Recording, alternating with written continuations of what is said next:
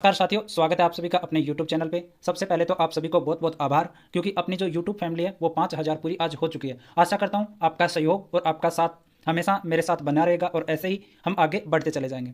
तो जल्द ही आशा करता हूँ कि हम 10,000 सब्सक्राइबर भी कंप्लीट कर लेंगे। तो इस वीडियो में हम बात करने वाले हैं गणित विज्ञान विषय का जो पेपर है, परी कलाम कोचिंग ने जो करवाया है रीट मुख्य परीक्षा के लिए, उसके विस्तारपूर्वक हल को लेकर। तो आप सभी को पता है कि मैंने सारे पेपर है वो विस्तारपूर्वक हल के साथ करवाए गणित विज्ञान विषय के लिए। लेकिन आप सबसे मेरे एक शिकायत है कि सभी लोग मेरे से जुड़ रहे हैं, आप में से बहुत कम सब्सक्राइबर आ रहे हो और आपके लिए ये पेपर आपको कोई नहीं दे रहा। मैं पूरे क्वेश्चन आपके लिए, मैथ के क्वेश्चन सभी के सभी मैं हल करवा रहा हूँ। हर पेपर में मैंने करवाए, विस्तारपूर्वक हल करवाए। तो मैं आप चाहता हूँ आप सबसे रिक्वेस्ट करना कि ज़्यादा से ज़्यादा सब्सक्राइब कर लें और ज़्यादा से ज़्यादा शेयर कर दें। पहले प्रश्न की शुरुआत करते हैं हम कि चार car A B C D किसी समतल सड़क पर गति कर रही है, इनकी दूरी समय ग्राफ चित्र में दर्शाए गए सही कथन चुनिए। तो चार कार हैं जो ए बी और सी डी एक समतल कार जो सड़क है उस पर गति कर रही हैं, तो इनके मध्य दूरी समय ग्राफ चित्र में दर्शाए गए और इसमें सही कथन हमें बताना है। तो कार ए की चाल डी से अधिक है, तो जो कार ए है इसकी जो चाल है वो डी से अधिक है क्या? सही कथन हमें बताना बिल्कुल नहीं है, क्योंकि देखो ये तो कम है और ये ज़्यादा है, तो ये तो गलत हो जाएगा। उसके बाद में कार बी सबसे धीमी है, बिल्कुल ये सही है, ये तो समय और ये दूरी, और ये बी की चाल क्या है? सबसे कम है, तो ये तो सही हो जाएगा। और इसमें चार ऑप्शन आपको दे रखे हैं, तो इसमें से एक हमें बताना है, तो बी ऑप्शन अपना सही हो जाएगा। देखिए वीडियो को अंत तक जरूर देखना, मैं सारे क्वेश्चन आपको करवाने वाला हूँ। कोई सेब किसी वृक्ष से पृथ्वी व सेब के बीच गुरुत्वाकर्षण बल के कारण गिरता है। यदि पृथ्वी सेब पर आरोपित बल का परिणाम F1 है तथा सेब द्वारा पृथ्वी पर आरोपित बल परिणाम F2 है, तो देखिए कोई सेब है जो वृक्ष से पृथ्वी पर गिरता है और पृथ्वी व सेब के बीच गुरुत्वाकर्षण बल के कारण गिरता है, ये आपको पता ही है। तो यदि पृथ्वी सेब पर आरोपित बल का परिणाम F1 है और सेब द्वारा पृथ्वी पर जो आरोपित बल लगेगा वो क्या? F2 है। तो हमें बताना कि आगे कौन सी जो कथन है वो हमें सही हो जाएगा। तो देखिए F1 है वो F2 के क्या होंगे? बराबर होंगे। F1 और F2 दोनों क्या होंगे कि पृथ्वी द्वारा सेब पर आरोपित बल और सेब द्वारा पृथ्वी पर आरोपित बल दोनों क्या होंगे? हमेशा सेम होंगे। तो ये डी ऑप्शन अपना सही हो जाएगा। उसके बाद में देखो हम बात करते हैं, मैंने इस बार पिक्चर मोड पे ही लिया है, क्योंकि हमेशा आपकी शिकायत आती है कि जो क्वालिटी है वो बहुत कम होती है। तो देखिए हो जाती है, लो जो पीडीएफ वगैरह बनाते हैं, तो किसी मोटर की शक्ति 2 किलोवाट है, यह पंप प्रति मिनट कितना जल 10 मीटर की ऊंचाई तक उठा सकता है? दिया है कि जी बराबर 10 मीटर प्रति सेकंड। तो कोई भी मोटर है उसकी शक्ति है 2 किलोवाट और पंप है वो प्रति मिनट में 10 मीटर की ऊंचाई तक जल क्या कर सकता है? उठा सकता है। तो हमसे पूछा है कि ऊंचाई तक उठा सकता है तो कितना जल हमें उठा देगा, ये हमसे पूछा गया है। तो देखिए 2 किलोवाट शक्ति है, प्रति मिनट कितना जल है वो उठाएगा, 10 मीटर तक की ऊंचाई तक ये उठा सकता है। तो बताओ इसमें से कौन सा ऑप्शन सही हो जाएगा? बी नंबर वाला जो ऑप्शन है वो इसमें क्या हो जाएगा? सही हो जाएगा।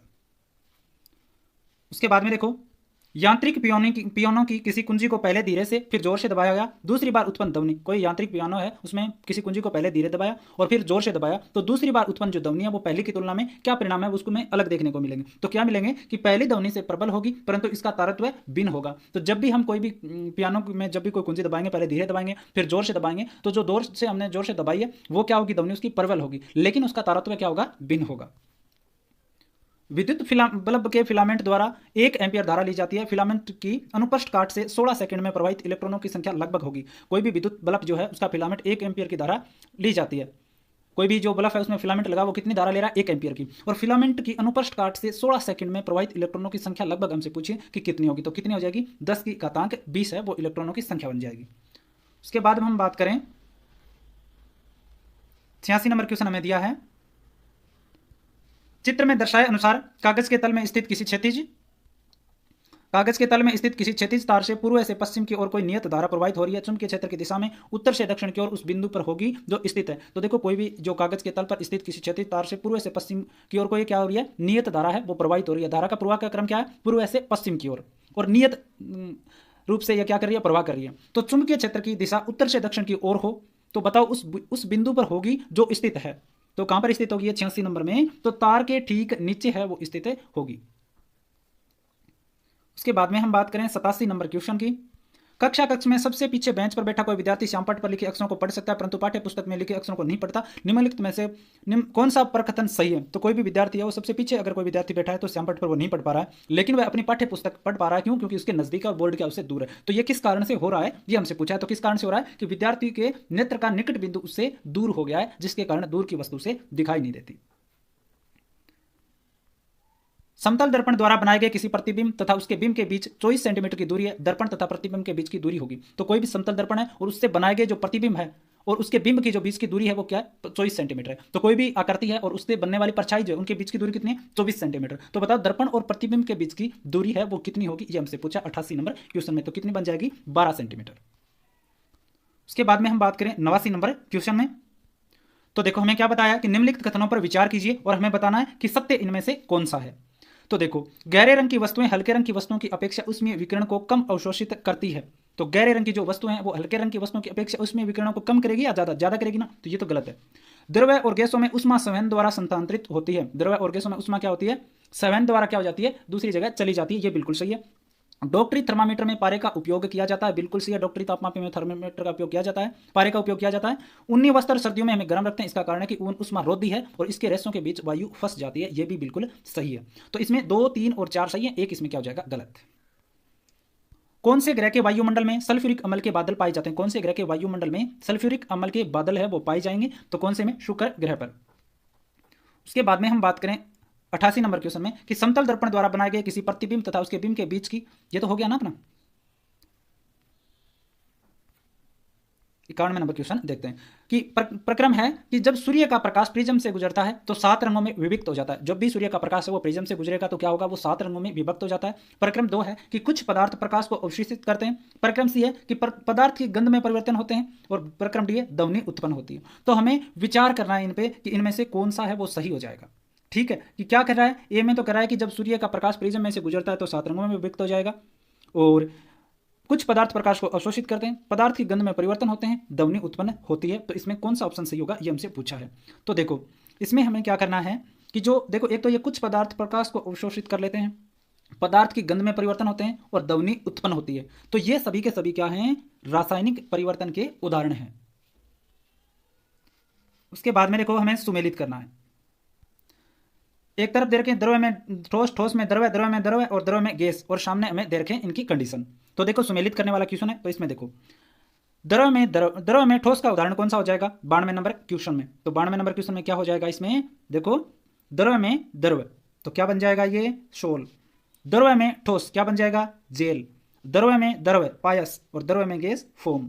तो इस प्रकार से आपके क्वेश्चन है वो हो जाएंगे। द्रव्य में ठोस होगा सोल, द्रव्य में ठोस में द्रव्य जेल हो जाएगा, और द्रव्य में द्रव्य क्या बन जाएगा, पायस, और द्रव्य में गैस क्या बन जाएगा, फोम। और इसमें ए ऑप्शन है वो सही हो जाएगा। उसके बाद में हम बात करें, देखो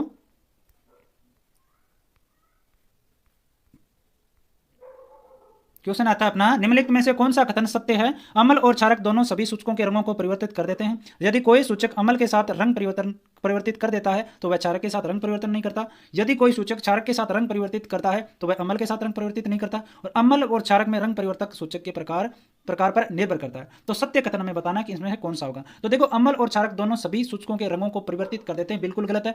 यदि कोई सूचक अम्ल के साथ रंग परिवर्तित कर देता है तो वह क्षारक के साथ रंग परिवर्तित करेगा, यह भी बिल्कुल गलत है। और यदि कोई सूचक क्षारक के साथ रंग परिवर्तित करता है तो वह अम्ल के साथ परिवर्तन नहीं करेगा, यह भी गलत है। और अम्ल और क्षारक में रंग परिवर्तन सूचक के प्रकार पर निर्भर करता है, यह बिल्कुल सही है। उसके बाद में देखो, किसी परमाणु के nवें कोष में उपस्थित इलेक्ट्रॉनों का कोणीय संवेग का मान कितना होगा। nवें कोष में उपस्थित इलेक्ट्रॉनों का कोणीय संवेग का जो मान है वो हमसे पूछा है, तो कितना हो जाएगा, 2h/π।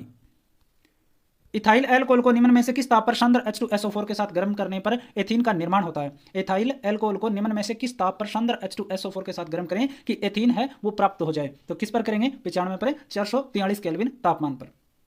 निम्न में से किस एक अभिक्रिया से अपने मुख्य उत्पाद का उपयोग स्वाद उत्पन्न करने वाले कारक के रूप में किया जाता है। ऐसी कौन सी अभिक्रिया है जिसे मुख्य उत्पाद का उपयोग है वो स्वाद उत्पन्न करने वाले कारकों के रूप में किया जाएगा, तो कौन सा है, एस्टरीकरण। डोक पौधे की पत्ती की प्रकृति होती है, डोक पौधे की पत्ती की प्रकृति है वो किस प्रकार की होती है, तो क्षारीय प्रकृति का होता है डोक पौधे की पत्ती। उसके बाद में देखो, निम्न में से कौन सी एक अभिक्रिया मेटाथेसिस प्रकार की अभिक्रिया हमसे पूछे, तो कौन सी इसमें Na2SO4 BaCl2 to NaCl BaSO4 जो है ये कौन सी प्रकार की अभिक्रिया, मेटाथेसिस प्रकार की अभिक्रिया है। 8 ग्राम ऑक्सीजन अणुओं में कुल इलेक्ट्रॉनों की संख्या कितनी होती है। 8 ग्राम ऑक्सीजन अणुओं में इलेक्ट्रॉनों की संख्या हमसे पूछे कितनी हो जाएगी, 24.088 × 10⁻23।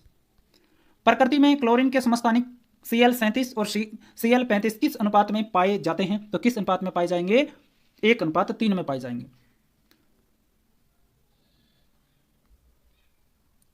निम्न में से सत्य विकल्प का चयन कीजिए। 101 में हमें सत्य विकल्प बताना है कि पादपों में स्थूल कोणात्मक एक आधारभूत ऊतक है जो लिग्नीकृत होने के कारण यांत्रिक सामर्थ्य प्रदान करता है, बिल्कुल गलत है। नाशपाती का गुद्दा एस्टिल फल व लेग्यूम पादपों के बीजों में कठोरता का कारण स्थूल कोणात्मक है, यह भी बिल्कुल गलत है। पादपों में जाइलम का अधिकांश भाग मर्द होता है और जाइलम वाहिनिका को छोड़कर, यह भी गलत है। उसके बाद में देखो कि पादपों की मोटाई व वार्षिक वलयों की संख्या में वृद्धि मुख्यतया पार्श्व वियोजक के कारण होती है, ये बिल्कुल इसमें सही बन जाएगा। उसके बाद में हम देखें 102 नंबर क्वेश्चन में, निम्न में से असुमेलित विकल्प का चयन कीजिए। तो असुमेलित विकल्प का हमें क्या करना है, चयन करना है। तो गिल्सन कैप्सूल है वो यकृत का आवरण है, और मिलेटोनिन हार्मोन थाइमस ग्रंथि, एड्रोजन हार्मोन वृषण की लैंगिक कोशिका, बिल्कुल सही है। और पोडोसाइट कोशिका है वो नेफ्रॉन में, पोडोसाइट कोशिका कहाँ पे, नेफ्रॉन में, बिल्कुल सही है। गिल्सन कैप्सूल के यकृत का आवरण, एड्रोजन हार्मोन वृषण की लैंगिक कोशिका, और पोडोसाइट कोशिका नेफ्रॉन में, और मिलेटोनिन हार्मोन है वो थाइमस ग्रंथि में नहीं।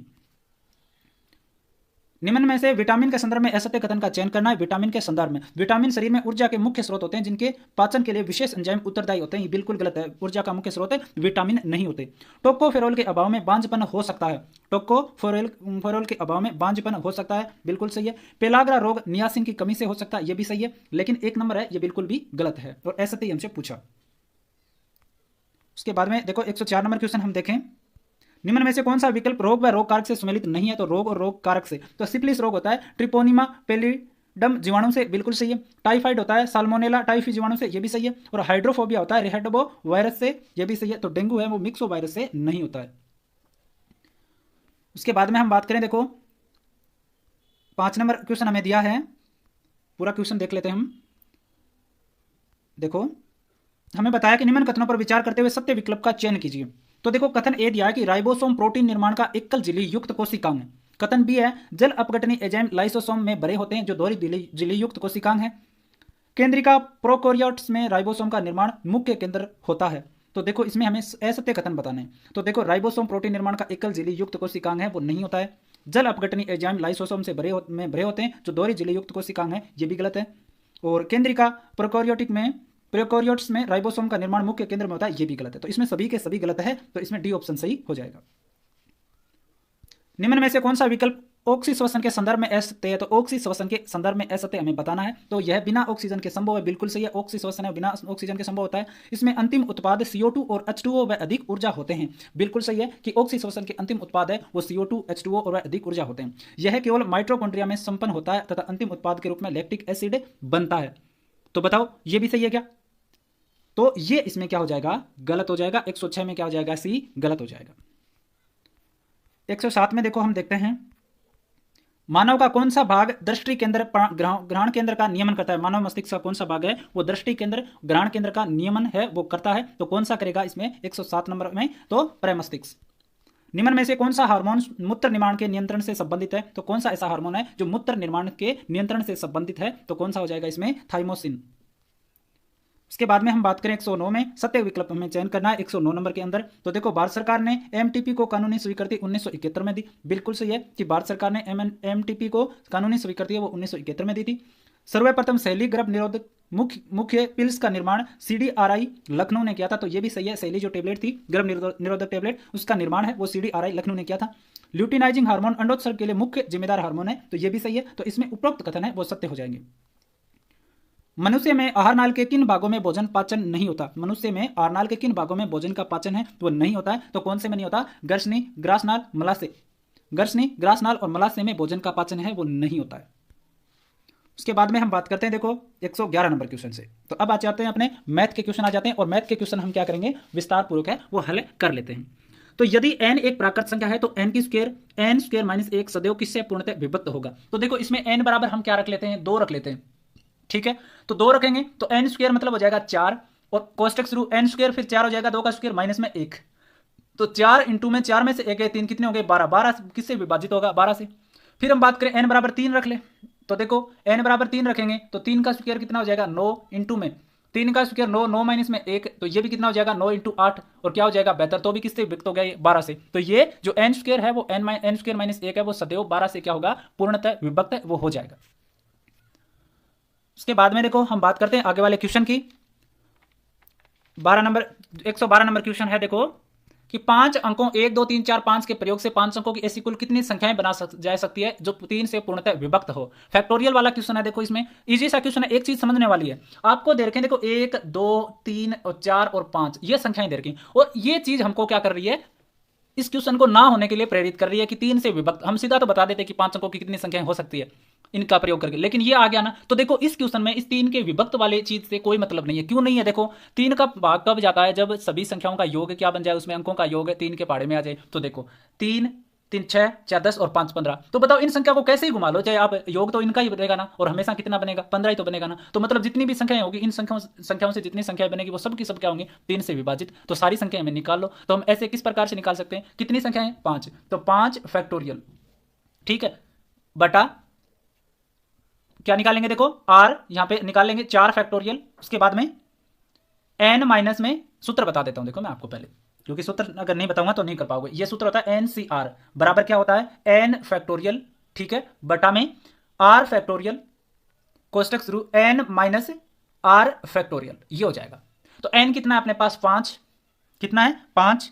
और हमारे पास में आगे हम बात करें आर कितना हो जाएगा? अब हमें समझना है, देखो 5 संख्याएं 1 2 3 और 4 और 5। हमें एक चीज और कही है, देखो पुनरावृत्ति नहीं होनी चाहिए। तो देखो शुरुआत वाली जब हम संख्या बनाएंगे तो 5 ही संख्या है ना, एक तो ये हो गई, उसके बाद में एक ही क्या करना है? रिपीट नहीं करना। दूसरी संख्या क्या बन जाएगी? 4 ही तो बचेंगे, रिपीट नहीं करना, तो फिर ये बन जाएगा। फिर तीसरी बार करेंगे तो ये बन जाएगा, चौथी बार करेंगे तो ये बन जाएगा, पांचवी बार करेंगे तो ये बन जाएगा। ये देखो इस प्रकार क्या करना है आप सभी को, इसको क्या कर लेना है? ऐड कर लेना है, और अपना क्या आ जाएगा? उत्तर आ जाएगा। या आप सीधा भी कर सकते हो, क्या कर सकते हो? सीधा भी कर सकते हो। अगर इतना ना करो ना तो देखो 5 फैक्टोरियल का मान आप ज्ञात कर लीजिए। तो 5 का क्या हो जाएगा? 5 इंटू 4 इंटू 3 इंटू 2 इंटू में 1, और क्या आ जाएगा? 5 चौके 20, 20 या 60, 60 दूनी 120, और उत्तर भी क्या आ जाएगा अपना? 120। लेकिन तरीका वही होता है इसमें, ये वाला 5C1 प्लस में 4C1 प्लस में 3C1 फिर 2C1 प्लस में 1C1। इस प्रकार से आपको करना है। आप उत्तर निकालोगे तो आपके यही उत्तर आएंगे 120, ठीक है। अब हम आगे चलते हैं। देखो हमें लिखा है कि निम्न में से असत्य कथन हमें क्या करना है? छांटना है कि प्रीमेय संख्या को प्रीमेय संख्या से गुणा करने पर सदैव प्रीमेय संख्या हमें प्राप्त होगी। तो कोई भी प्रीमेय संख्या है उसको हम प्रीमेय संख्या से क्या करेंगे? गुणा करें, तो हमें क्या प्राप्त हो? प्रीमेय संख्या ही प्राप्त हो। तो बताओ ऐसा संभव है क्या? 113 नंबर क्वेश्चन में हम बात कर रहे हैं। तो देखो ऐसा बिल्कुल सही है, क्योंकि जब भी हम प्रीमेय संख्या से गुणा करेंगे तो वो हमें वापस क्या मिलेगी? प्रीमेय संख्या ही मिलेगी। ये तो बिल्कुल सही है। प्रथम 20 अभाज्य संख्याओं के गुणनफल में अंत में इकाई अंक शून्य होगा। बिल्कुल होगा, क्यों? क्योंकि प्रथम अभाज्य संख्याएं शुरू करेंगे तो 2 3 5, तो बताओ 5 और 2 आ गया, इसका मतलब लास्ट में हमेशा इनका गुणनफल करेंगे तो बताओ 5 और 2 का गुणनफल हो जाएगा, तो 0 तो पक्का ही आएगा, चाहे कितना ही गुणनफल कर लेना, कितनी संख्या होगा। तो ये तो सही है। 1 से 100 तक कुल 8 अभाज्य संख्याओं के क्या होते हैं? युग्म होते हैं। तो होते हैं, बिल्कुल होते हैं। और युग्म कब बनते हैं अभाज्य संख्याओं के? युग्म जब 2 अभाज्य संख्याओं के बीच में अंतर कितना? 2 का हो। तो देखो 3 और 5, बताओ अंतर कितना है? 2 ही तो है। एक तो ये बन गया युग्म, 5 और 7 एक युग्म, ये बन गया। उसके बाद में हम बात करें 11 और 13, उसके बाद में हम बात करें देखो 17 और 19, देखो ये युग्म बन रहे हैं ना। तो इस प्रकार से कैसे कितने युग्म बनते हैं? तो हमें बताया इसने कि 8 युग्म बनते हैं। तो बिल्कुल सही है, 8 ही युग्म बनते हैं। तो इसमें डी भी सही है, सी भी सही है, ए भी सही है। लेकिन बी वाला जो है ना, ए व बी दो असमान परिमेय संख्याएं हैं, तो ए बटा बी सदैव अपरिमेय होगा। ये बिल्कुल सही नहीं है। 114 नंबर क्वेश्चन की हम बात करें, देखो हमें दे रखा है under the root 3 root 9 minus 3 root 8 और फिर कोष्टक 9 प्लस में 2 रूट 18। अब इसका हमें क्या बताना है? मान बताना। देखो इसमें एक छोटा सा लॉजिक है। देखो 3 रूट 9 माइनस 3 रूट 8 है ना, तो इसको तो ऐसे का ऐसा ही रख लो। ये इधर वाला है ना, देखो ऐसे 9 प्लस में 2 रूट जो 18 है ना, इसको आप फिर बदल कर लो, इसमें इसको तो 9 रख लो, प्लस में मैं इस 2 को क्या भेज दूं? अंदर भेज दूं, तो बताओ कितना हो जाएगा? ये 4 हो जाएगा ना। तो देखो 2 इंटू 2, क्योंकि बाहर है अंदर जाएगा रूट में, तो डबल हो जाएगा ये। 18 को क्या लिख सकते हैं हम? 8 इंटू में 9, ये लो, ठीक है। अब बताओ मैं इस 9 को बाहर भेज दूं, तो देखो 9 प्लस में इस 9 को मैं बाहर भेजूंगा तो क्या चला जाएगा? 3 चला जाएगा, अंडर रूट, ठीक है। तो अब देखो अंदर क्या बचेगा हमारे पास में? अंदर बचेगा हमारे पास में 9 दूनी 18 ना, ये 2 ही बचा है ना, 2 दूनी 4, 4 दूनी 8, तो अंदर बच गया 8। ये हो गया अपने पास। अब देखो इस 9 को हम ये भी तो लिख सकते हैं ना, 3 रूट 3। क्यों लिख सकते हैं बताओ? ये 3 अंदर आएगा, ये 3 है, ये बाहर आएगा, या ये 3 अंदर जाएगा, तो कितना बन जाएगा हमारे पास में? देखो 3 इंटू में 3 इंटू में 3, यही तो बनेगा ना। देखो एक बार फिर कर लेते हैं हम, 9 प्लस में 2 रूट 18, ठीक है। अब देखो, अब इसमें 9 को मैं लेना चाहूं, इस 9 को मैं हटाना चाहूं, तो देखो मैं इसकी जगह क्या लिख सकता हूं? क्या मैं फेरबदल कर सकता हूं क्या इसमें? मैं इसकी जगह अगर मैं अंडर रूट में मान लिखना चाहूं तो लिख सकता हूं क्या? शायद मैं नहीं लिख पाऊंगा, इसमें चेंज मेरे से नहीं हो पाएगा, शायद नहीं कर पाएंगे ना। तो देखो ये ऐसे ही रख लो, 9 प्लस में, अब ये 2 है, ये अंदर भेज दो, तो 18 को क्या लिख सकते हैं? 2 इंटू में 9, और ये 2 अंदर जाएगा तो क्या बन जाएगा? 4, ये लो। अब इसमें से देखो इस 9 को हम बाहर भेजेंगे तो ये कितना जाएगा, 3 जाएगा ना। तो 9 प्लस में 3 अंडर रूट 2 इंटू 2 इंटू 2 8। तो बताओ ये इतना तो मिल गया ना अपने पास।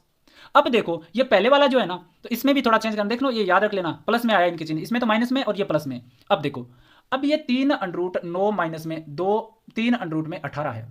अब बताओ यहाँ पे ये 9 है, तो बताओ मैं बाहर लिया हूं तो ये कितना बचेगा, केवल 3 ही तो बचेगा। तो 3 इंटू 3 माइनस में 3 अंडर रूट 18, ये लो। अब गुणा कर दो 9 माइनस में 3 अंडर रूट 18। अब देखो दो संख्याएं अपने पास आ गई, एक तो आ गई अपने पास 9 माइनस में 3 अंडर रूट 18 कोष्टक, और एक आ गई 9 प्लस में 3 अंडर रूट में 18, ये लो। और इसके लगाए अंडर रूट। अब इसको सरल करना है, क्या करना है, देखो a माइनस में b, a प्लस में b, मैथ के स्टूडेंट हो आप तो निश्चित रूप से आप कर लोगे। तो a माइनस में b और a प्लस b को हम क्या लिख सकते हैं, a की स्क्वायर माइनस में b की स्क्वायर। तो a कितना है हमारे पास 9 है, तो 9 का क्या आ जाएगा 81, माइनस में b स्क्वायर कितना है 3 रूट 18। तो 3 रूट 18 को हम क्या लिख सकते हैं, 3 को 3 से गुणा करेंगे 9, और 18 को जब हमें स्क्वायर करेंगे तो कितना आ जाएगा अपना 18। अब 18 को क्या कर दो 9 से गुणा कर देना। 18 आया था क्या, या 8, हाँ 8 आया था, 18 तो है नहीं ना, 8 सॉरी 8। तो 8 को 9 से गुणा करोगे तो कितना आ जाएगा 72। तो 81 में से क्या कर दो 72 निकाल दो और अपने पास उत्तर आ जाएगा 9। ठीक है, अब ये किस में है, अंडर रूट में है, क्योंकि हमने तो अंदर ही तो सोल्व किया ना, और बाहर निकालेंगे तो इसका उत्तर कितना आ जाएगा 3। बिल्कुल आप समझ गए होगे, इस प्रकार से करना है। उसके बाद में देखो यदि x की पावर क्या लिखा है इसमें, x की पावर 1/2 लिखा है या 3/2। देखो इसको सोल्व करना है कि x की पावर 1/2 बराबर में x की पावर क्या लिखा है, x की पावर 3/2, इस प्रकार से लिखा है क्या। देखो थोड़ा दिखाई नहीं दे रहा है, मैं आपको इसका उत्तर जरूर बता देता हूं, क्योंकि मैंने आंसर की में देखा था और इसके उत्तर को मैंने ये प्रश्न देखने की कोशिश की थी लेकिन मेरे को मिला नहीं था। तो इसमें उत्तर मैं आपको बता देता हूं, 9/4 उसमें दे रखा है। तो हम कोशिश करते हैं, देखो इसमें 1/2 तो नहीं होना चाहिए, ये होना चाहिए x की स्क्वायर 3/2, ये होना चाहिए शायद, और बराबर होना चाहिए x की पावर x 3 की 3/2, ये होना चाहिए मेरे ख्याल से। और इसका उत्तर कितना है 9/4 है। सिंप्लीफिकेशन का क्वेश्चन है, आपको घातांक करनी अगर आपने करी हो तो वो वाला क्वेश्चन है। इसमें x का जो मान हमसे पूछा है तो x का मान कितना आएगा 9/4 है। इसको तो सिंपल सा रखना है, आपको x की जगह मान रखना है, मान रखते आपका अगर दोनों मैच कर जाए ये बराबर में, तो ये उत्तर क्या हो जाएगा, सही हो जाएगा। उसके बाद में देखो यदि समीकरण 4x प्लस 3y प्लस में 5 बराबर 0 और 6x माइनस के वाई माइनस 7 बराबर 0 का कोई हल ना हो तो k का मान ज्ञात कीजिए। देखो जब भी दो द्विघात समीकरण जो भी आपको समीकरण दिए हो उनका अगर कोई हल नहीं मिल रहा है तो उसका मतलब ये कंडीशन बनती है कि a बटा में b क्या बनती है, a1 बटा में a2 बराबर में b1 बटा में b2 नोट इक्वल टू क्या होगा c1 बटा में c2। ये कंडीशन बनेगी, आपको पता हो तो। यहाँ पे a1 b1 c1 क्या होते हैं, x की शुरुआत में वो तो हो जाएगा a1, तो a1 बन जाएगा हमारे पास में 4, b1 बन जाएगा 3, c बन जाएगा हमारे पास या c1 बन जाएगा 5, और a2 बन जाएगा 6, b2 बन जाएगा k, और c2 बन जाएगा कितना 7, माइनस में 7 और b2 माइनस में k। तो इस प्रकार से आपको समीकरण में हल रखना है। देखो a1 कितना है हमारे पास 4, a2 कितना है 6 बराबर में b1 कितना है हमारे पास में 3 और b2 कितना है माइनस में k। ठीक है, अब देखो इसका हमें क्या करना है, मान ज्ञात करना है 116 नंबर क्वेश्चन में। तो इस प्रकार से आपको हल करना है, कर लोगे क्या, बिल्कुल इजी सा क्वेश्चन है आपके सामने मैंने दे रखा है। तो आप हल करोगे तो देखो 2 और 3 बार कट जाएगा। अब देखो 2 के बराबर कितना आ जाएगा 9, और के बराबर क्या आ जाएगा 9/2। 9 में 2 का भाग दोगे तो कितने आएंगे 4.5 आएंगे, और वो भी किसके आएंगे माइनस के आएंगे। किसके आएंगे, माइनस के ही तो आ रहे हैं ना, माइनस आ रहा था उत्तर, किसके आ रहे हैं माइनस के आ रहे हैं या प्लस के आ रहे हैं। हमने माइनस में देखा था या प्लस में देखा था, ये आपने देख रखा होगा। तो हमने किस में देखा, ये माइनस में, क्यों, क्योंकि के का मान हमारे पास में किस में है माइनस में है, तो हम उत्तर भी किस में लेंगे माइनस में लेंगे। उसके बाद में देखो अब देखो 117 नंबर क्वेश्चन है, वो काफी बड़ा क्वेश्चन है, ठीक है, लेकिन मैं आपको तरीका बता देता हूं। लगभग तो मैं करवा दूंगा पूरा, लेकिन थोड़ा बहुत ये रह जाए तो आप खुद कर लेना, क्योंकि मैं पूरा तरीका बता दूं। देखो इसमें क्या करना है, आपको भाग देके शेषफल का मान निकालना है। तो पहले तो हम ये वाला उठा लेते हैं। तो देखो ये हो जाएगा अपना भाग 3x की स्क्वायर प्लस में 2ax प्लस में 4b। भाग किसका देना है, x प्लस 3 का, ये लो। तो भाग देंगे तो बताओ x प्लस 3 का भाग दे हम कि 3x की स्क्वायर आ जाए, तो क्या करेंगे हम 3x से भाग दे, गुणा कर दें या भाग दें। तो देखो 3x को x से गुणा करेंगे तो 3x का स्क्वायर प्लस में 2ax है ना, तो इससे हमें मतलब नहीं है, 3x को 3 से गुणा करोगे तो 9x आ जाएगा। ठीक है, अब देखो माइनस 3x की स्क्वायर से 3x की स्क्वायर कट गया, ऊपर बच गया 2ax और इधर माइनस में 9x प्लस में 4b। अब देखो मैं इसमें से x कॉमन ले लेता हूं, x 2a माइनस में 9 प्लस में 4b। अब बताओ मुझे मैं x हटा दूं क्योंकि हमें a और b का मान चाहिए, तो x मुझे हटाना है तो मैं इसको किससे और गुणा कर दूं, तो 2a माइनस में 9 से और आप गुणा कर लो। तो 2a माइनस 9 से गुणा करोगे तो x से गुणा करोगे तो कितना आ जाएगा, x इंटू 2a माइनस में 9, और उसके बाद में प्लस का चिन्ह, इसको 3 से गुणा और करो तो 3 2a माइनस में 9। ठीक है, तो ये आ जाएगा। अब ये दोनों आपस में कट जाएंगे, आपके उत्तर मिलेगा आपको माइनस में था ना ये, तो प्लस का बन जाएगा क्या, तो 3 2a माइनस में 9 प्लस में 4b, ये क्या आ गया, अब शेषफल आ गया। और हमें किसके बराबर दे रखा है, ये 15 के, तो इसको क्या रखना है, बराबर 15 के। ये समीकरण नंबर 1 रख लेना, थोड़ा उसका और सोल्व कर लेना। समीकरण नंबर 1 रख लेना, आपके पास a और b तो बचे हैं भाई, और a और b का ही तो मान चाहिए। 2 समीकरण मिल जाए तो उसके बाद में आपको भी पता है कि मान निकल जाता है। तो हमारी स्क्रीन क्या है, थोड़ी छोटी पड़ जाती है, इसकी वजह से मैंने थोड़ा कम बताया, लेकिन मैंने बता दिया इस प्रकार से आपको क्या निकालना है, केवल a और b का मान, यहाँ से x हमें क्या करना है, गायब करना है। शेषफल दे रखा है और ये शेषफल लास्ट तक आपको निकालना है भाग दे के, और ये क्या आ जाएगा, इसके बराबर आ जाएगा। उसके ऐसे ही देखो दूसरे को भी कर लो। दूसरे को करेंगे हम 2x की स्क्वायर प्लस में 3bx प्लस में 5a, भाग किसका देना है, x माइनस 3 का। तो बताओ किससे गुणा करूं मैं, 2x से गुणा कर दूं, तो 2 से करूंगा तो 2x की स्क्वायर प्लस में 2 को माइनस 3 से गुणा करूंगा तो कितने आ जाएंगे, माइनस के 6x।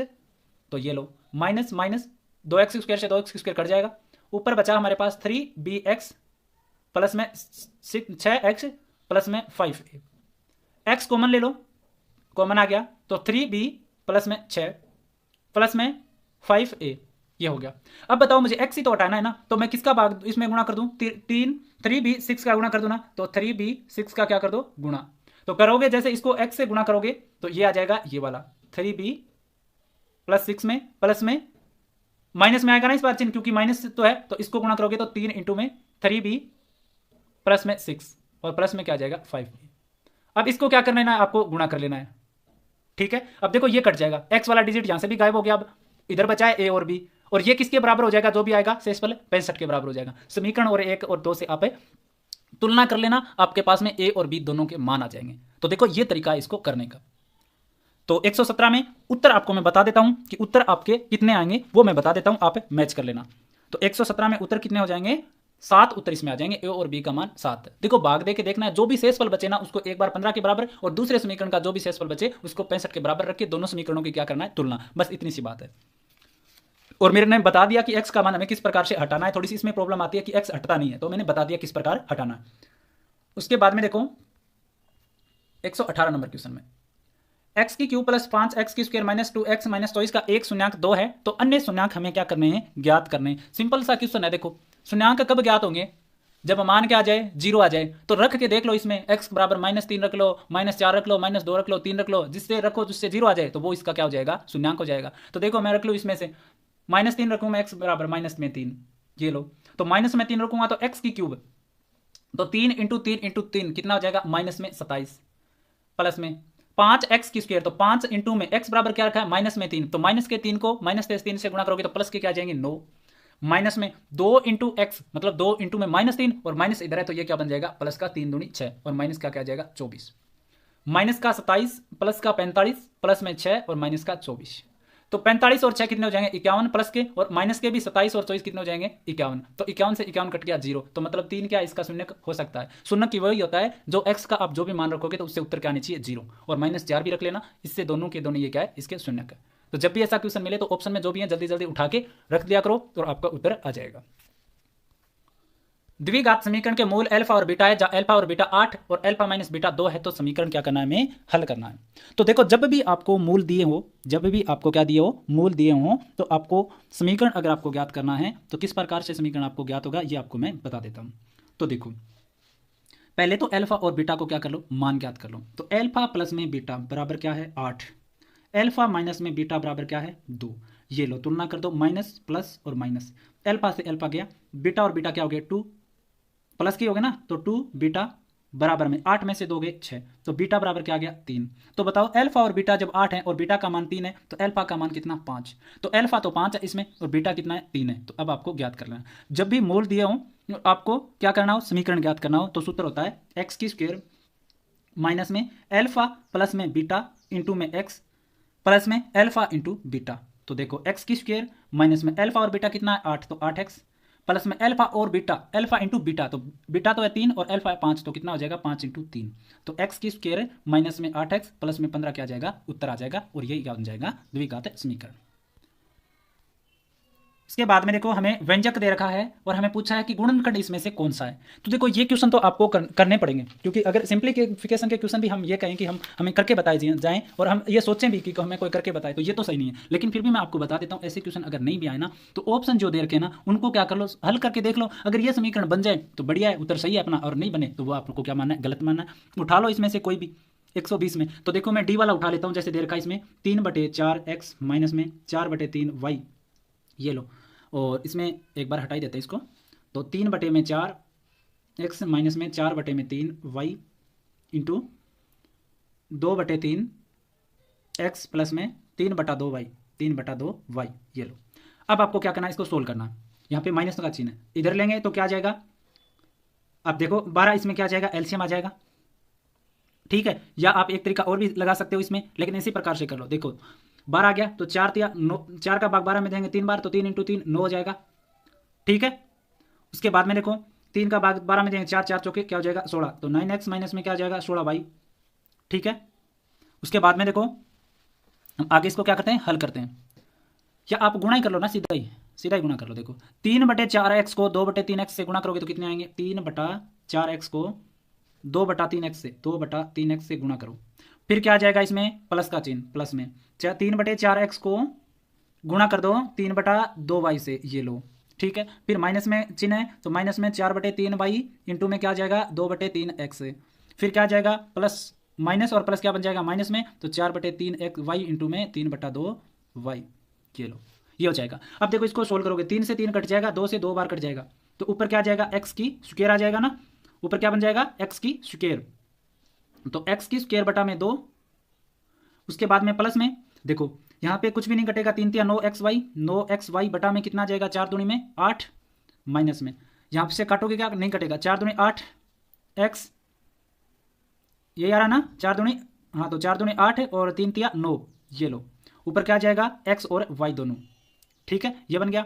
उसके बाद में हम माइनस में करेंगे 4/3 और 3/2, तो यहाँ से 2 से 2 बार कट जाएगा और 3 से 3 बार कट जाएगा, तो माइनस में y into Y 2y square. अब इसको देखो हल करना है, हमें समीकरण क्या दिया, x की स्क्वायर बटा 2, तो ये मिल गया हमें। अब देखो 9xy अपॉन 8 माइनस में 8xy अपॉन 9, तो दोनों को आप घटाओगे तो कितना आएगा, देखो 9 यहाँ पे बेहतर क्या आ जाएगा, इसमें एलसीएम बेहतर ही आ जाएगा, क्या बेहतर आ जाएगा, तो 8 नी में बेहतर, तो 9 नी में 81xy, 9 का 8 बार 8 8 64 xy, 81 में से 64 निकालोगे तो कितने बचेंगे 17, तो 17 बटे बेहतर xy और माइनस में 2y उसके अपने पास आई रखा है, तो इस प्रकार से ये सही हो गया। अब देखो इसके बाद में करते हैं हम 121 नंबर क्वेश्चन। 121 में दिया है कि एक व्यापारी 2 वस्तुओं में से प्रत्येक को 1800 रुपये में खरीदता है, उन्हें बेचने पर पहले वस्तु पर 20% का लाभ और दूसरी पर 20% की हानि, तो बताओ कुल उसे कितने प्रतिशत लाभ अथवा हानि हुआ।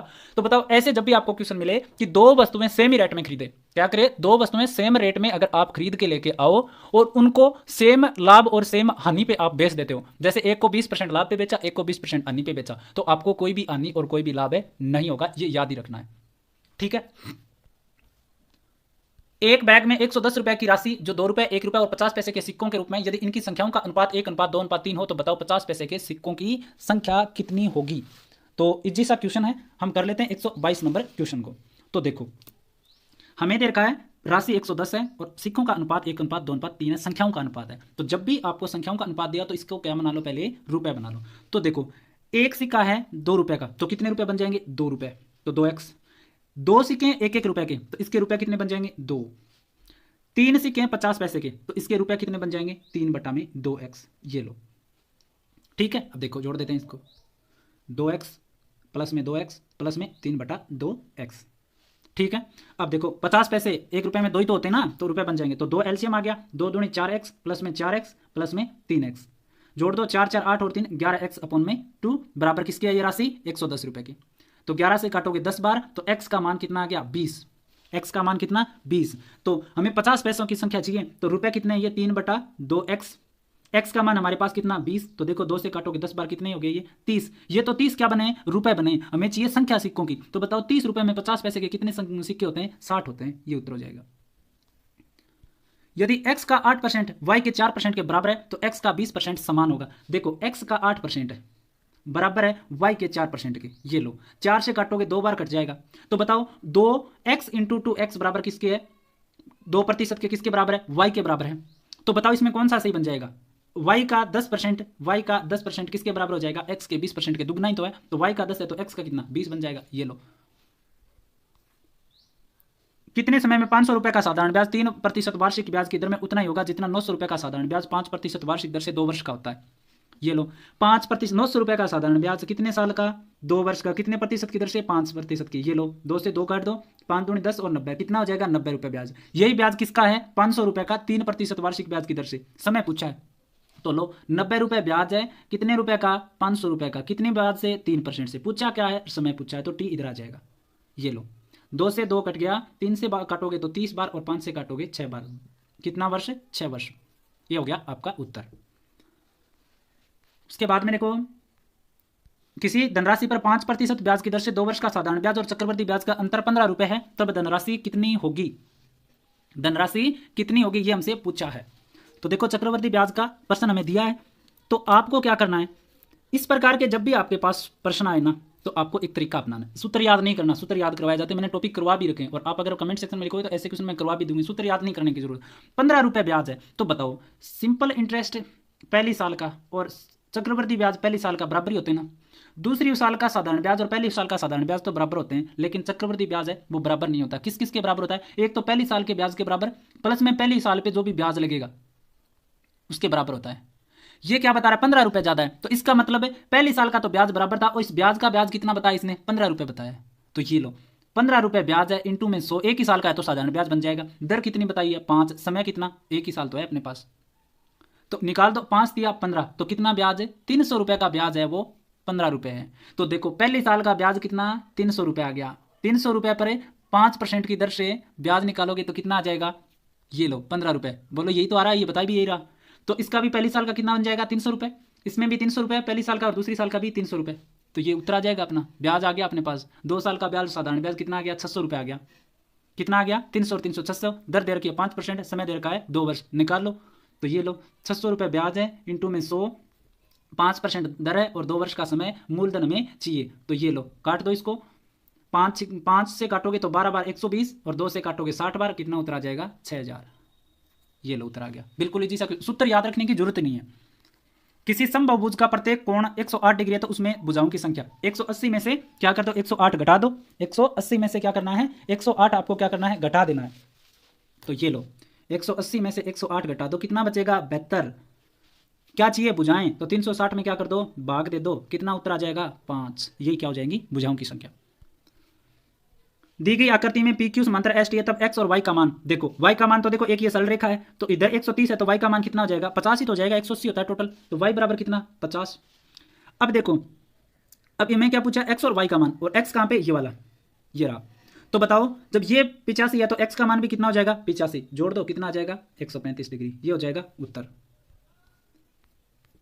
उसके बाद में देखो किसी त्रिभुज एबीसी में बीसी के समांतर डी रेखा खींची गई है। यदि एडी बटा डीबी बराबर 2/3 है, तो एडीई और डीईसीबी के क्षेत्रफलों का अनुपात ज्ञात कीजिए। बिल्कुल इजी सा क्वेश्चन है। ऐसा क्वेश्चन जब भी आए तो क्या करना है? इसमें होता है संगत भुजाओं का जो वर्गफूल जो होता है उनका अनुपात जो आएगा वो इसका उत्तर होता है। तो एक त्रिभुज है ये ए बी सी, और क्या खींचा है इसने? डीई। ये लो क्या बताया? ए डी 2 बता रहा है, डी बी 3 बता रहा है। तो बताओ ये पूरी कितनी बन जाएगी? 5।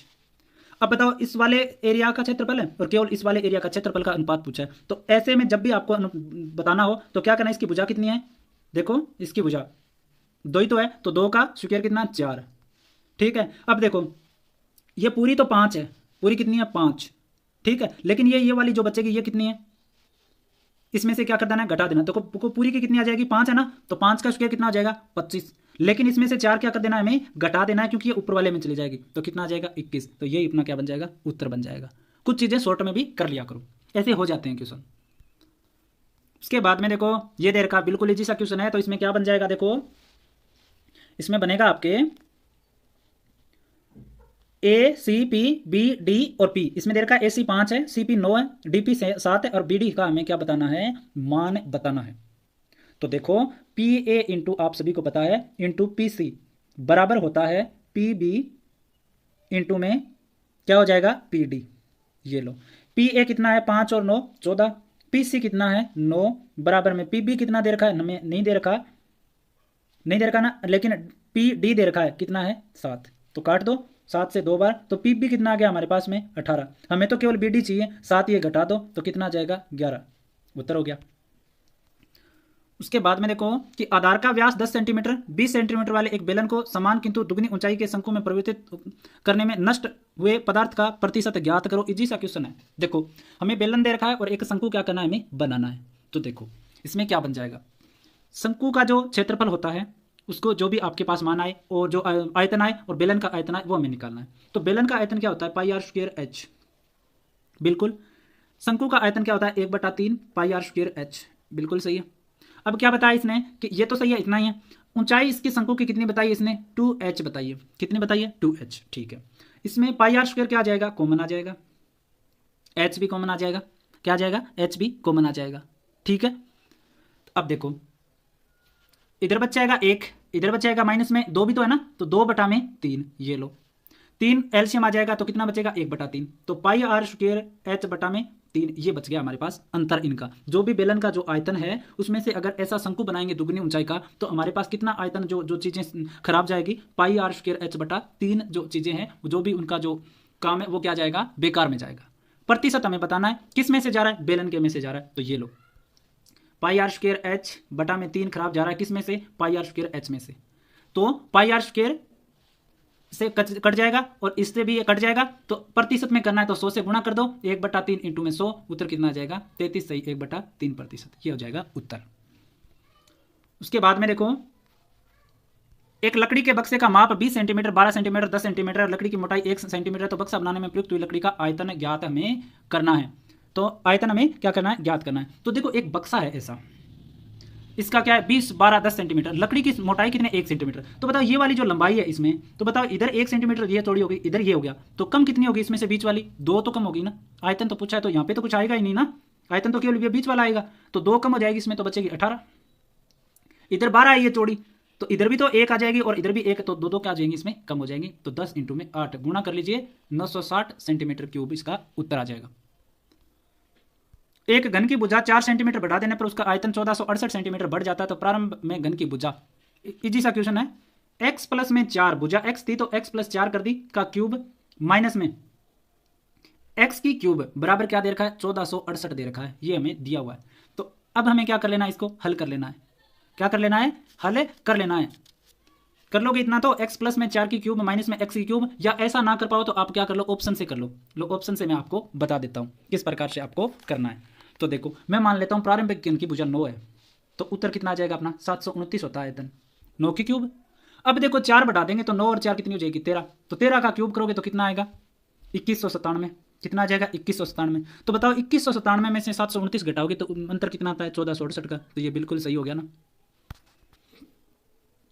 एक कालीन 5 मीटर लंबा और 1.2 मीटर चौड़ी है, इसके चारों किनारों पर 30 सेंटीमीटर छपा हुआ बॉर्डर लगा है, 225 रुपये प्रति वर्ग की मीटर की दर से छपाई ज्ञात कीजिए। तो हमें क्या करना है, बॉर्डर की जो छपाई है वो हमें क्या करनी है, ज्ञात करनी है। तो देखो कलर चेंज कर देता हूँ, ये हमारे पास एक बक्सा है जो भी कालीन है, इसके ऐसे क्या हो रखी है छपाई हो रखी है, तो इसका क्या करना है हमें खर्चा ज्ञात करना है। 5 मीटर लंबा है 1.2 मीटर चौड़ा है, तो इसमें एक चीज़ समझो आप, जब ये 30 सेंटीमीटर छपा हुआ है, क्या हुआ है 30 सेंटीमीटर जब ये छपा हुआ है, तो एक चीज़ समझ में आ रही है आपको, जब 30 सेंटीमीटर ये छपा हुआ है तो ये 5 ही तो है, ये कितना है 5 ही तो है। तो अब 5 में से आपको दोनों तरफ देखो 30 सेंटीमीटर इधर और 30 सेंटीमीटर इधर, कितना हो जाएगा 60 सेंटीमीटर, तो ये कितना बचेगा केवल, ये कितना बचेगा फिर केवल 4 पॉइंट कितना बचेगा 6 ही तो बचेगा ना। इधर 1.2 है तो 30 सेंटीमीटर इधर है और 30 सेंटीमीटर इधर है, तो कितना बचेगा केवल 0.6 इंटू में 0.6, इसी प्रकार से तो बच रहा है ना ये, ठीक है। अब क्या करना है हमें, गुणा करना है, इसको क्या करना है, गुणा करना है। ये तो हो जाएगा कालीन का। अब पूरे का हम बात करें, क्या करें पूरे का, देखो दोबारा से कर लेते हैं एक बार, इसको साथ में बना भी लेते हैं। ये लो 5 है 1.2 है, ठीक है। अब देखो इसका पूरे का हम अगर ज्ञात करेंगे तो किस प्रकार आएगा, 5 इंटू में 1.2 कितना आ जाएगा 6 आ जाएगा, ये तो पूरे का हो गया। लेकिन इसने कहा है कि जो ये कालीन लगी हुई है इसमें ऐसे 30-30 सेंटीमीटर चारों तरफ, और इसका खर्चा हमें चाहिए, इसका हमें खर्चा चाहिए, तो माइनस में क्या कर दो 5 में से दोनों तरफ 30-30 सेंटीमीटर चली जाएगी ना ये, तो कितनी बचेगी 4.6, इंटू में 1.2 में से दोनों तरफ से अगर 60 घटा देंगे तो कितने बचेंगे 0.6। गुणा कर लो आप, गुणा कर लेना है आपको, कितना बचेगा 4.6 बचेगा या 4.4 ही बचेगा भाई 5 में से। तो गुणा करोगे तो कितना आ जाएगा हमारे पास में 2.64। 6 में से घटा दो इसको, कितने बचेंगे 3.36 बच जाएंगे। गुणा कर दो किससे 225 रुपये प्रति वर्ग मीटर है, उत्तर कितना आ जाएगा 756। इस प्रकार से आपको कर लेना है।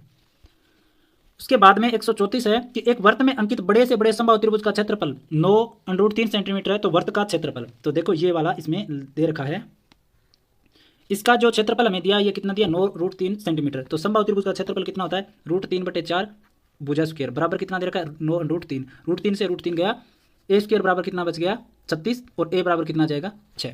तो भुजा कितनी आ गई इसकी 6। ये लो, अब ये मध्य बिंदु हो जाएगा इसका, ठीक है। अब हमें पता है कि समबाहु त्रिभुज की जो परित्रिज्या है, जो परित्रिज्या है वो कितनी होती है a/√3। तो a कितना है 6, 6/√3, ये क्या आ गई वर्त की त्रिज्या आ गई। तो त्रिज्या सूत्र कितना होता है πr², उत्तर अपने आप आ जाएगा। तो पाई r कितना है 6 6 36 बटा में 3 इंटू √3 को 3 से करोगे तो 3 से काट दो 12 दिया 36, 12 पाई इसका क्या जाएगा उत्तर आ जाएगा। उसके बाद में देखो 3 पासों को एक साथ फेंकने पर उनमें आने वाली संख्याओं का योग 17 या उससे अधिक को आने की प्रायिकता क्या है। 3 पासे एक साथ फेंके जाते हैं तो इसका मतलब 6 कि क्यों कितने परिणाम होंगे 216। ये कह रहा है कि योग उन तीनों का कितना है, या तो 17 है या 17 से अधिक आए। तो देखो इस प्रकार थोड़े से ही परिणाम होते हैं ऐसे, 6 6 6 तीनों पे आ जाए तो योग कितना होगा 18, बिल्कुल सही है, 17 से ज़्यादा ही है। 6 6 5 12 5 17, ठीक है 17 है। उसके बाद में 6 5 6 ये भी ठीक है 17 आ जाएगा। उसके बाद में हम बात कर लें कि 5 6 6 तो भी कितना आ जाएगा 17 आ जाएगा, ठीक है। तो यही परिणाम इसमें हो सकते हैं, केवल 4 ही परिणाम। कितने हो सकते हैं, केवल 4 ही परिणाम ऐसे हैं जो 17 से योग अधिक आए या 17 आए। तो 4/216 कितना आ जाएगा 1/54, उत्तर इसका आ जाएगा। 2 अंकों की संख्याओं में से एक संख्या यादृच्छिक रूप से चुनी जाती है तो उसके अभाज्य न होने की प्रायिकता। तो अभाज्य न होने की प्रायिकता हमसे पूछा। 2 अंकों की संख्या कहां से शुरू होती है 10 से लेकर 99 तक क्या होती है अभाज्य संख्या। टोटल कितनी हो गई है 90 हो गई। 10 से लेकर 99 तक कितनी अभाज्य संख्याएं होती है 21 अभाज्य संख्याएं होती है। तो घटा दो कितनी बचेंगी 69। तो 69/90 क्या आ जाएगा उत्तर आ जाएगा 23 या 19। ये काटोगे तो किससे कट जाएगा, ये इसको काटोगे तो 3 से कटेगा क्या, काट देना इसको, जो भी जिससे भी आप काटो 3 से काट देना, 3 दूनी 6 3 3 9 और बटा में 30, ये क्या आ जाएगा इसका उत्तर बन जाएगा, ठीक है। किसी परिवार का मासिक व्यय चित्र के अनुसार है। यदि शिक्षा और यात्रा पर खर्च का अंतर 4000 रुपये तो भोजन पर शिक्षा कितना है 25%, यात्रा कितना है 15%, तो अंतर कितना 10%। 10% का मान कितना 4000 रुपये। तो बताओ 1% का कितना आ जाएगा 400 रुपये। अब बताओ भोजन का पूछा है 25 ये 20 ये 45 और 20 ये कितने हो गए 55 और 65 और 15 ये कितने हो गए 80, कितना बचा 20। एक का मान कितना है 400, 20 का मान कितना आ जाएगा 400 इंटू में 20 कितना आ जाएगा 8000 रुपये। उसके बाद में देखो प्रेक्षण दे रखे हैं माध्यिका बहुलक तथा परास। माध्यिका कैसे निकालते हैं, इनको पहले व्यवस्थित कर लो 6 6 फिर क्या आ जाएगा 8 8 फिर आ जाएगा 9 9 और 9 फिर आ जाएगा 14। अब इनके क्या है सम संख्याएं दे रखी हैं। तो माध्यिका कैसे ज्ञात करोगे आप है कि देखो 3 इधर काट दो 3 इधर काट दो, दोनों बीच वालों को जोड़ दो 17 आ गया। 2 का क्या दे दो भाग, कितना आ जाएगा 8.5। याद रख लेना माध्यिका कितनी है 8.5। परास क्या होती है अधिकतम संख्या और न्यूनतम संख्या का अंतर। तो परास कितना हो जाएगा 8। बहुलक क्या होता है, बहुलक वो होता है जो सबसे ज्यादा बार आया है। तो ज्यादा बार कौन आया 9, तो ये हो जाएगा बहुलक। इसका माध्य चाहिए तो माध्य तीनों का क्या चाहिए बीच का। तो 8.5 प्लस में 8 प्लस में 9 भाग 3 संख्याएं भाग दे दो, उत्तर कितना आ जाएगा 8.5, ये उत्तर हो गया। वह केंद्रीय प्रवृत्ति जो कम से कम प्रकार के त्वरण और अधिक प्रकार के त्वरण के कटान बिंदु x के नियामक द्वारा निर्धारित किया जाता है। तो निर्धारित है वो किस प्रकार से किया जाएगा वो हमें बताना है। इसमें से कौन से है वो निर्धारित हम कर सकते हैं कम प्रकार के त्वरण और अधिक प्रकार के त्वरण को। तो बताओ इसमें कौन सा उत्तर इसमें सही हो जाएगा 39 में माध्यिका से। कम प्रकार के त्वरण से अधिक प्रकार के, तो माध्यिका में तो व्यवस्थित करते हैं ना, आंकड़े मैंने किए थे 6 6 फिर 8 फिर 8 फिर 9 फिर 9 14, तो कम से ज्यादा की ओर। किन्हीं आंकड़ों के माध्यिका व माध्य का अंतर 6 है तो बहुलक व माध्य का अंतर हमें बताना है। माध्यिका और माध्य का अंतर हमें कितना दे रखा है 6 दे रखा है और हमें क्या बताना है बहुलक और माध्य का अंतर हमें बताना है। तो देखो हमें पता है कि बहुलक बराबर क्या होता है, बहुलक बराबर होता है 3 गुणा माध्यिका, 3 गुणा माध्यिका माइनस में 2 गुणा मध्य, होता है कि नहीं, होता है ना। तो अब एक बात बताओ हमें दे रखा है कि माध्यिका व माध्य का अंतर 6 है। तो देखो मैं माध्यिका की जगह मैं क्या ले लूँ 6 माइनस माध्य ले लूँ क्या, 3 इंटू 6 माइनस में माध्य माइनस में 2 गुणा माध्य, ये लो हल निकल जाएगा आपको बहुलक बराबर। और क्या बन जाएगा इसमें, अंतर कितना आ जाएगा हमारे पास में 18 आ जाएगा। इसको सोल्व कर लेना आप, बिल्कुल आ जाएगा। 6 तिया 18, माइनस में 3 गुणा माध्य, माइनस में 2 माध्य, 1 से 1 कट जाएगा, माध्य और बहुलक का अंतर कितना बन जाएगा, 18 बन जाएगा। अब देखो हम बात करते हैं 41 नंबर क्वेश्चन की। हमें दे रखा है कि अर्धवार्षिक परीक्षा तथा वार्षिक परीक्षा किस क्रम से किसका उदाहरण होती है। तो किसका उदाहरण होती है, दोनों योगात्मक मूल्यांकन का उदाहरण है। उसके बाद में उपचारात्मक शिक्षण के दौरान क्या उपाय किए जाते हैं। उपचारात्मक शिक्षण के दौरान उपाय क्या किए जाएंगे, छोटे छोटे समूह बनाए जाएंगे, अतिरिक्त कक्षाओं का आयोजन करवाया जाएगा और अधिक से अधिक अभ्यास मालाओं का उपयोग करवाया जाएगा। नैदानिक परीक्षण का तात्पर्य क्या है, नैदानिक परीक्षण का तात्पर्य अधिगम कठिनाइयों के कारणों का पता लगाना। विद्यार्थियों के किसी परीक्षण की उत्तर पुस्तिका किसी एक परीक्षक द्वारा जांच करने पर 80 अंक और उसी परीक्षण उत्तर पुस्तिका को दूसरा परीक्षक जांच करे तो 50 अंक प्राप्त होते हैं। तो इस परीक्षा में कौन सा अवगुण विद्यमान है, तो कौन सा हो जाएगा, विषय निष्ठता। उसके बाद में देखो पारदर्शी एवं अपारदर्शी दोनों प्रकार की वस्तुओं को प्रदर्शित करने हेतु उपयुक्त सामग्री, तो उपयुक्त सामग्री होगी एपिडोस्कोप। किसी बच्चे को दशमलव में कठिनाई होती है, किसी बच्चे को दशमलव में कठिनाई होती है तो उसे प्रतिशत भी कठिन लगेंगे, इस प्रकार अन्य प्रकरण भी कठिन लगेंगे। इस समस्या का गणित में क्या कारण है, तो कारण क्या होगा इसमें, गणित की संचयी प्रकृति। निम्न में से कौन सी विधि बाल केंद्रित विधि नहीं है, तो बाल केंद्रित विधि लिए नहीं है, दल शिक्षण। उसके बाद में निम्न में से कौन सा पद मॉरिसन उपागम एवं हर्बर्ट उपागम दोनों में समान है, तो समान कौन सा है, प्रस्तुतिकरण। शिक्षण उपागम में उसके प्रतिपादक के संबंध में असंगत कौन सा होगा इसमें, कि हर्बर्ट उपागम विलियम हर्बर्ट ने नहीं दिया। आगमन विधि के संबंध में सिद्धांत कौन सा नहीं है, तो नियमन से उदाहरण से ये उदाहरण इसमें नहीं है। तो मैंने पूरे क्वेश्चन आपको करवा दिए, मैथ साइंस के जितने भी थे 80 क्वेश्चन इससे पहले वाले वीडियो में और इसके बाद वाले अब करवा दिए। सारे पेपर मैंने उपलब्ध आपको करवाए। चैनल को सब्सक्राइब जरूर करें, टेलीग्राम ग्रुप से भी जरूर जुड़ें, कमेंट सेक्शन में आपको लिंक मिल जाएगा। आज के लिए इतना ही, धन्यवाद।